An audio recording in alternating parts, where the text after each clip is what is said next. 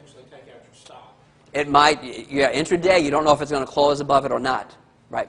So with an intraday, you would have been stopped out. Intraday, you would have been stopped out, yes. Right. And we'll look at setting risk-reward using intraday in a little bit.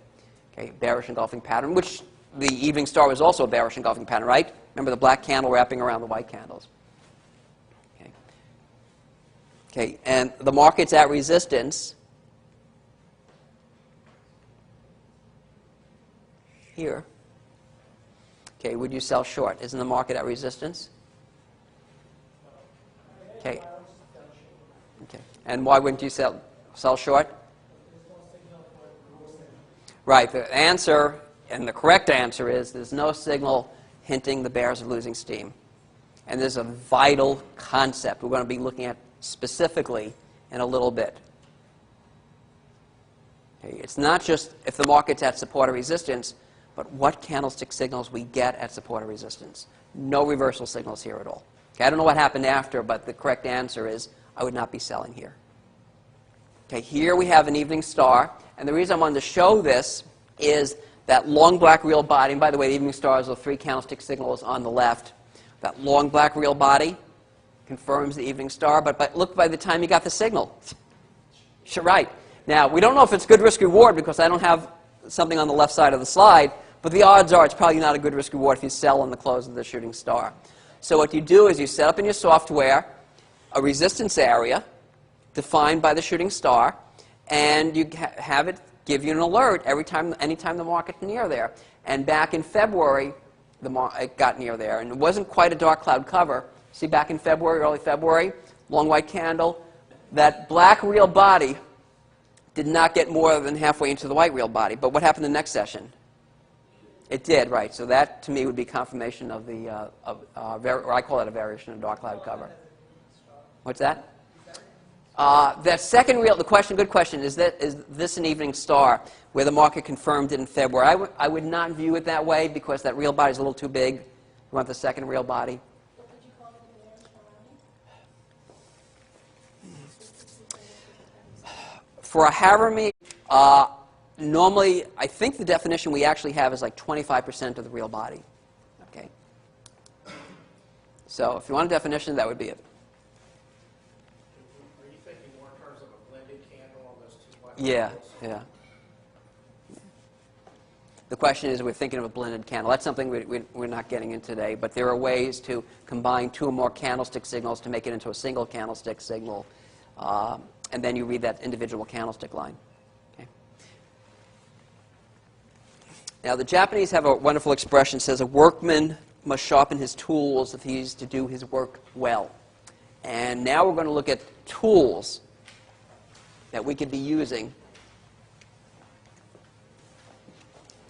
to really focus on harnessing the power of the candlesticks. Okay? Don't ever forget risk-reward. We touched on that before. I know it was a little ahead of what we were me bringing it up now, but it's just so important. And these are topics we're going to be talking about in detail in the next session here. The if-then system. Okay, stops, always use them. Candles and context. Intraday candlestick charts. Okay. Pace trades according to the market environment.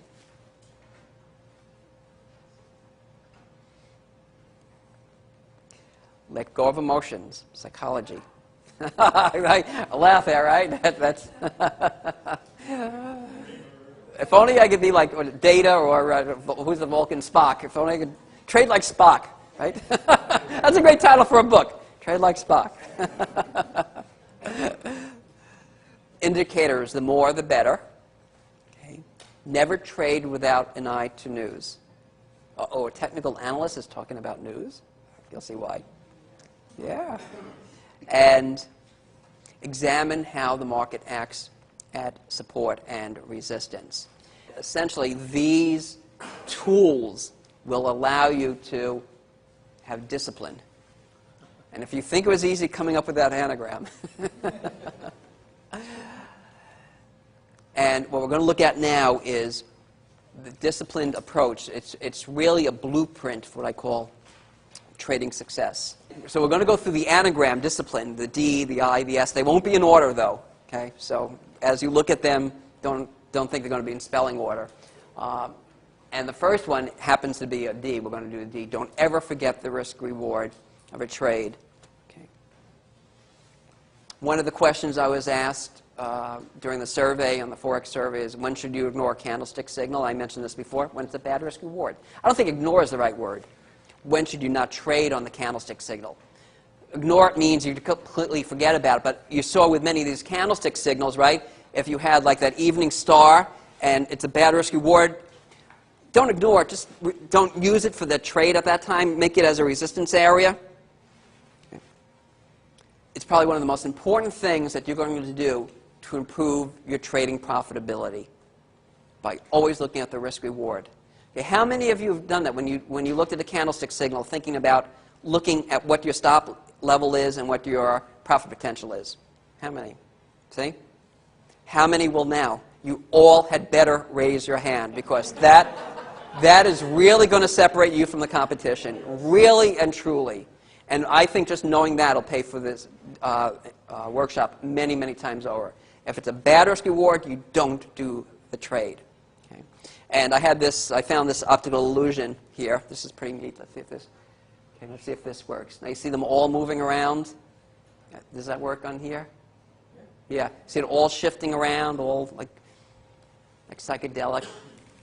But they're really not. Okay, I'm going to put this line here. Just focus on one of them. Just one of these little peanuts or whatever they are. You can see it doesn't move. It stops moving. Okay. The idea of this is know what to focus on. Always, always focus on the risk reward. Okay. And that's one of my trading principles. It's number 4 here, but probably as far as importance is concerned, it should be number 1. You always have to judge the risk-reward of a potential trade. Okay, here we have a hammer confirming support. Now, I could tell you that this hammer is great. Look how nicely it worked out. Look how the market rallied after. But in the real world, when we're going to be trading, when you see that hammer, what about the risk-reward? Is that a hammer that one should be buying on? No. Because the risk-reward, that red line there is the area you think about buying because you need a close. That would be my resistance area. Once again, yours could be different, but this is what I'd be looking at as resistance. So your risk is in the blue vertical line. Your target is the blue vertical line, and your risk is the red hammer. The red arrow. The red arrow. Does that look like a good risk reward? It looks like you're risking 1-to-1. It looks like almost maybe 1-to-1. Okay.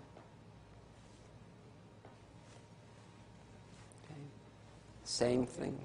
Question? I probably wouldn't.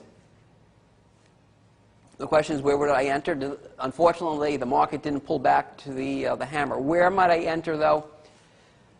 I don't know if we're going to look at this one, but there's actually one where we got in the middle of the lower shadow of that hammer. By looking at an intraday chart, we got a buy signal. You didn't have to wait for the close of the hammer. We'll look at that when we talk about intraday.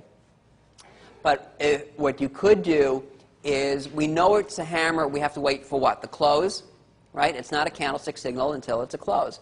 What happens during the day if the market's pulling back and then starts moving up is you may say to yourself, what candlestick signal is that hammer confirming?